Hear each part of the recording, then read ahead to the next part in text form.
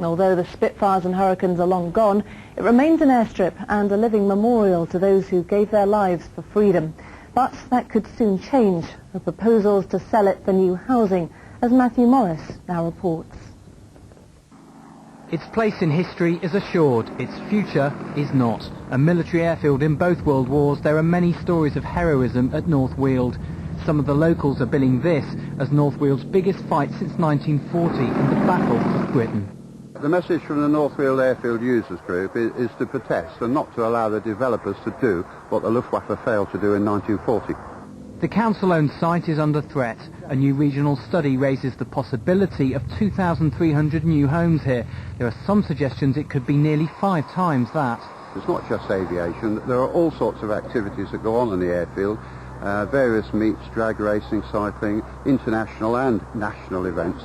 There's the largest Saturday market in the UK that operates from here. Wing Commander Beamish became Group Captain Beamish in 1940. Comrades remembered. John Gill is at the Airfields Museum during only his second visit here since the war. All these old airfields are gradually being closed down and built on because they're just what they call surplus to requirements. At this Battle of Britain memorial, a pledge to fight on. Houses are needed, certainly, but so too are places which have been instrumental in preserving our freedom. It's not right we should have houses built on a place like this. When you see a few Spitfires and Hurricanes diving amongst those bombers, they were caring for us, and this should be preserved. No houses should be built on a place like this.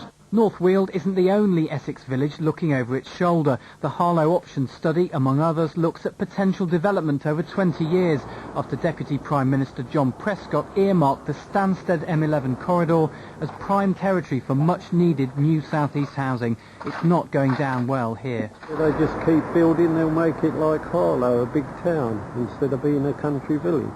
Well, it's bad news because the roads will never cope. It probably will happen, but I don't think it's very good for the area.